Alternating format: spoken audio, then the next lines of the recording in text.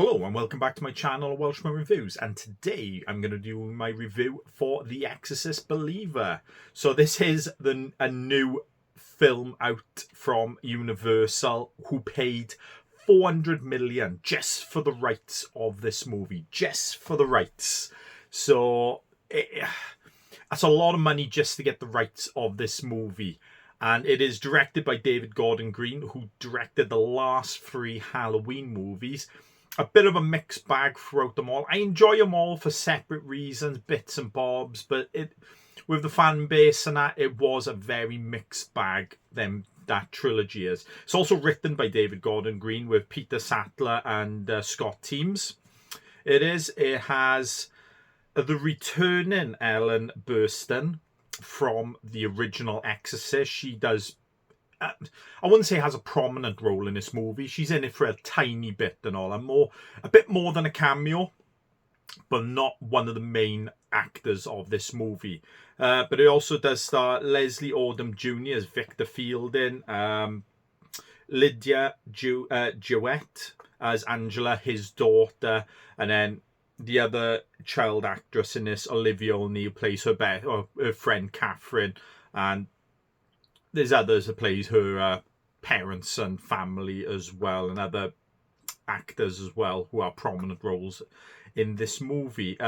So the story for this is, it does start off 13 years earlier, where the main character, obviously the father, as I just said, Leslie Odom Jr., him and his wife, who's pregnant with Angela at the time, are in, I can't remember the country now they're in, but I think they're in an African country, and there's an earthquake, and unfortunately Victor has to, and his wife gets injured pretty badly, and he has to do a choice of saving his wife or his daughter. And if you've seen the trailer, it pops 13 years later, and the daughter is the one that survived. So she still has things about her mother. It is so her and Catherine go into the woods, find this like little bunker type thing, like a cellar of type thing in the woods, and they try and speak to Angela tries to speak to her mother. So obviously Victor comes home that evening, daughter's not there, goes over to Catherine's parents' house, she's not there. So obviously they gone missing, and 3 days later they reappear in a barn 30 miles away from where they got lost. So we do get a bit of the same with the like similar to The Exorcist, where they're in hospital and weird things happen to them, and obviously they're possessed, being the Exorcist and that. And then you get the thing of their families and religious people trying to save their lives. So this is going to be a non-spoiler review, because it is I did enjoy the ending to this, so I don't really want to spoil that. I do, but I'm on the fence really with this movie overall. A lot of people actually do like this movie, and it has been panned pretty badly as well. I think it was on, last time I looked at Rotten Tomatoes, and obviously it's all subjective, movies and that, but it only had a low 20% on with critics, and didn't have much better with the audience score and all that with it as well. I think that was mid-50s, low to mid-50s, something like that. So it's not getting the best reviews. I didn't love it, but I didn't hate the movie. To me personally, I like The Exorcist. I don't hold it as a holy grail like most horror fans do. I think I got to the party pretty late with the movie. I did. I think I only properly watched it a few years ago. I did, and it is really good, but I like a slow burn movie, and it is like and then it bang hits you with the end, the last act of the movie. This one really felt that it was very Hollywood type of possession movie, like we've seen a lot lately. To me, this felt nothing like an Exorcist movie, like the original. I didn't feel no connection between that movie and this movie, apart from Ellen Brewston's character, Chris McNeil, being in it. This could have been easily any old generic possession movie, and I think it would have done just as bad or just as well in the cinema as it is. I know Universal spent a lot of money to get the rights to this movie, but The Exorcist is a movie where sequels haven't really come out good for it. Apart from Exorcist 3, which is a really good sequel, actually, and it is pretty good towards the first movie, but the second one they brought out, Heretic, was an absolute shower of crap. And the ones Dominion and The Beginning, the one where they done one movie, Exorcist Dominion. The people who made it didn't like it, so they remade it, and both movies are really not that good at all. I have heard good things about the Exorcist TV series. They did do a two seasons show about that. I haven't watched that yet, but I have heard good things about that, so I will definitely go and watch that one day. But with this, I felt nothing like it. To me, it just felt really like Hollywood heavy-handed possession movie.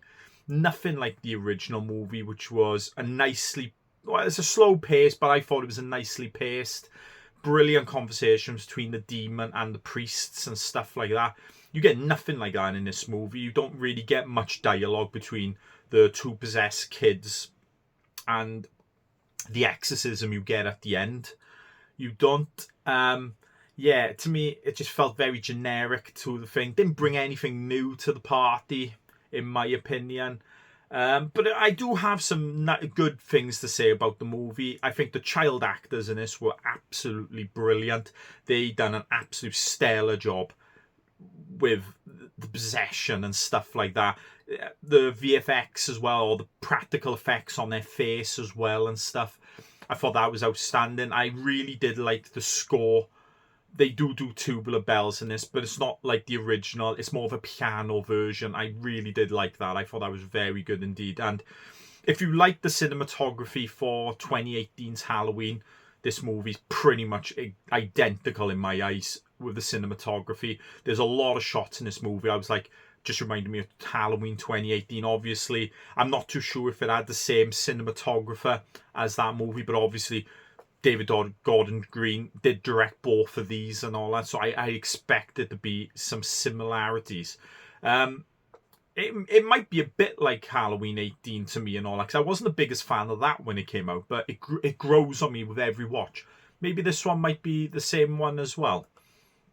It is, but this does delve heavily as well into not just the one religion doing the exorcism. At the end of the movie, you have multiple religions all trying to help the families, exorcise the demons from these children. And as I said, it is a I personally think it's a good ending to it.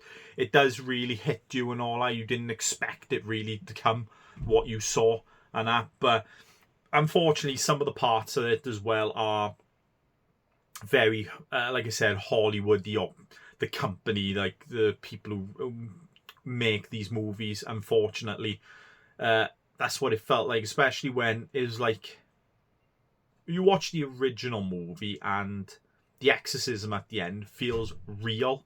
You don't really see much practical effects or anything like that, but in this one you do get a few VFX shots with smoke or like vapor coming out of their bodies and stuff like that, which just didn't feel like an Exorcist movie, especially if you watch the first one and the third one, which really just they really do go heavily on, rely on good storytelling and an excellent conversations, dialogue between the demon and obviously the protagonists of this movie.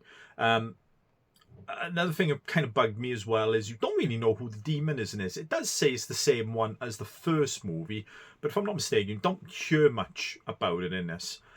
But yeah, overall, I'm smack bang in the middle. There's parts I liked about this movie, there's parts I didn't like about this movie. I don't think it's an absolute bad movie, but to me, it just didn't feel like it belonged in that Exorcist franchise, in my opinion. But that's about it. I've already pre-ordered the collector's edition from this from Zavi. You know, as they always bring out the steel books and stuff for this now, right when the movie comes out. But I have done that, so I can't wait to rewatch it again. To be honest, but I'm going to rewatch The Exorcist again, just to get myself more familiar with that movie again. But yeah, overall, smack bang in the middle of this movie. I'm not. I'm not raving about it, but I'm not going to shit on it either. To be honest, I'm not. But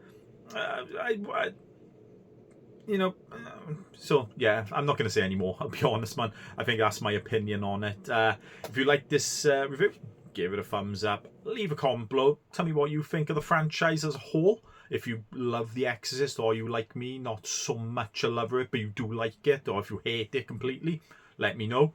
And if you've seen this movie, tell me what you thought about it yourself and all that, or and let me know. And if you'd like to see more reviews, I guess, please subscribe to my channel. I'll see you next time.